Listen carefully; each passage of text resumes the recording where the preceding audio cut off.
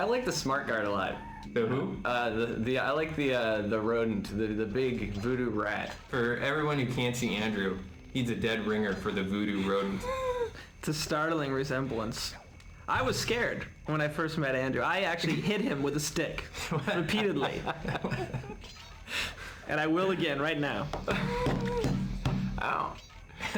The voodoo rodent was one of the few in this world where I could actually sort of act out what I wanted him to do to any extent, and so he's the most humanoid, I guess. You act out all of your characters? I act out, yeah. I find that I think I was saying this on one of the other levels, but I find that, and I make this mistake over and over again of thinking, oh, I know what this guy needs to do, and I just start animating and looking at it from the outside, and I find if I don't actually do the action myself and sort of feel what it feels like in the body and make sure that the posture and the gestures all kind of feel right internally, then it's much more of a struggle to animate it. People say especially that the walk for this guy looks like something I would do. I don't think I really walk like that, but I did do that a lot during the week that I was animating him. And you call them smart guards.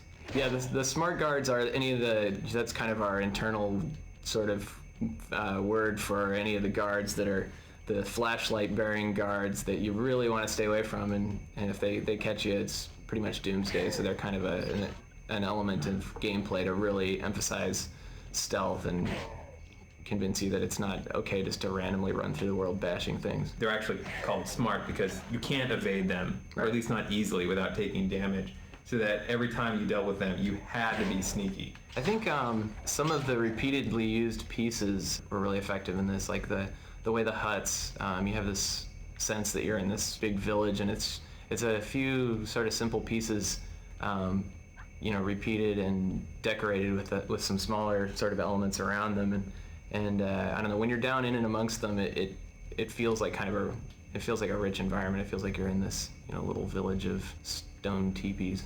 It doesn't look like the same hut over and over again. They each look like they're their own individual hut. When I saw this game for the first time, after already having done the voices, I hadn't seen it when I did the voices, and I just had all these lines. Here is the actual visualization of everything that I had read in the script.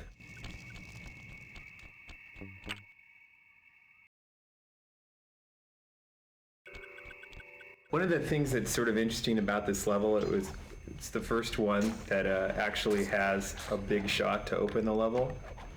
As we were developing the product, this was the first game level that we built that had that, yeah. Yeah, so that there's a really low camera looking up at the gate to try and give the sense that there was something very large inside, and to kind of be imposing, like the gate in the original King Kong movie. Right. When they get off the boat, there were all these natives who are sort of fearing the other side of the gate, trying to get that vibe across with this initial shot. Also, one of the sort of the design goals for the level was to focus on Sly's rail run move. So there are a lot of branches that you can jump on, and feeling pretty ninja-like as you can move on these surfaces that a normal person can't. So Sly, being upgraded to the point of near Master Thief, is able to traverse the treetops in this very cool kind of anime way. Yeah, I always thought it was really cool how he moved sort of between using his hook and his feet, and doing regular landings and sliding and running uphill. It just feels like he covers a lot of different sort of modes and the way you move through it. And I remember, actually, before we had the control scheme worked out, you had to use different buttons to land with your feet and grab with your hook, and it would just explode your mind to try and play this level because you're trying to run away from this giant snake and still remember to hit the circle for this and the square for that or whatever it was. But I just remember it being very sort of exhausting to play in its original control scheme. Yeah, you really had to memorize the buttons. How about the modeling on the trees? What were some of the challenges you faced? Actually, going over poly budget was the biggest challenge, I think, because they're such cool, scary shapes. We wanted to get out of that, and to get the kind of gnarled branches that we wanted. It was easy to go over poly budget, and there's so many of them. that just added up to be kind of a nightmare. We had to go back in and redo some of the modeling and kind of limit our use of the trees, but it turned out pretty good. Did you have to go through any kind of special rigmarole to make sure that the true gameplay path was clean? But I mean, because there are a lot of kind of side branches Right. that don't look playable, yet they exist in the world. Yeah, I pretty much went through the game tree by tree and placed each branch with a reason. I didn't just go in and just start Do every branch. Every branch Wow. has a reason. Well, that's I mean, you can see it. every branch that's in the gameplay zone, right? Because I mean, Right. there's those Yeah. top branches that you can never get to. Right, the top branches aren't too bad, but some of the branches sticking out of the side of the trunk are separate models, Yeah. and I put them in there only for visual reasons and to get them out of the way, you know, if they were in the way of gameplay.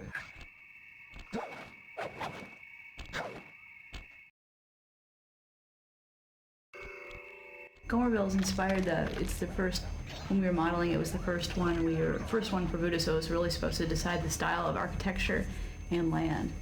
And we spent a lot of time on the trees because we realized it was 1/3 of the whole level. And I worked on the maps inspired by Kay Nielsen's paintings for, well, and specifically the 12 Dancing Princesses, old fairy tale from, I think, around the turn of the century.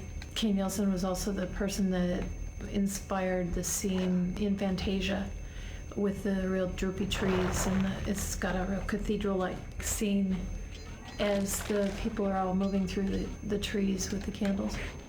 And it adds to the mysteriousness of this level. The kind of original game mechanic for this level was just having NPCs that aren't just, you know, you walk up and you hit them and you kill them.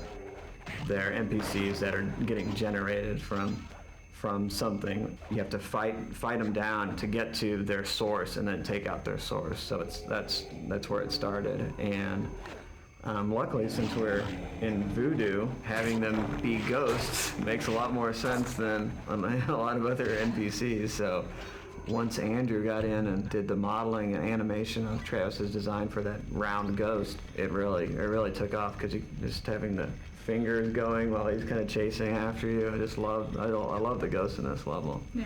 And a lot of the great camera angles you see is not by the modeler, it's all. And a lot of the great camera angles you see is not by the modeler, it's all by the game designer.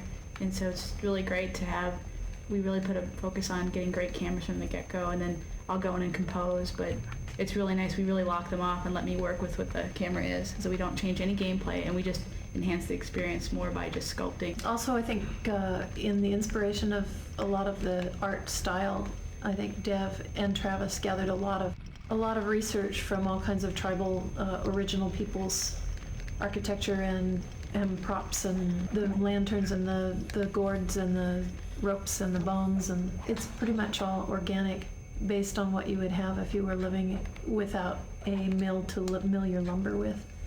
And keeping it all organic is part of the fun of this one.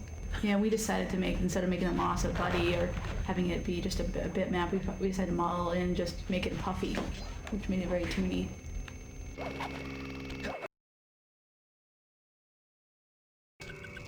The whole waterfalls of soup with the hands and the bones in it are very much inspired by the scene where they're going into get the or whatever. There you see this big cauldron of soup that has hands and all this gory stuff in it, and I was like, well, it's nice as in a pot, but as a waterfall, I would like Boy, it very much. that really grosses me out.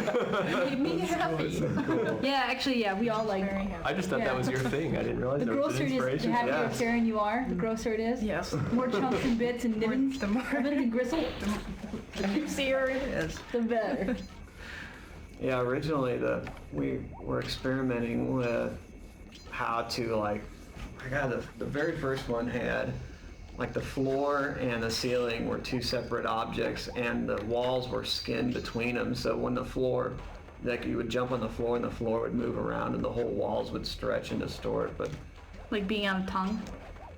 Being on a tongue that's pulling on the like a cheek or something. trampoline. Right. Yeah. The floor was like a trampoline, and then the entryways would stretch and distort, so the actual doorways would get smaller and bigger. And Right. It's kind of a clever idea. Getting fitting the number of smart guards in this level that we wanted was pretty difficult because these were probably the most ambitious smart guards in terms of just the number of animated pieces they had was, I think, more than we tried to put in one before, and so we ended up having to do all this clever stuff to get them all in there and get them animating like we wanted.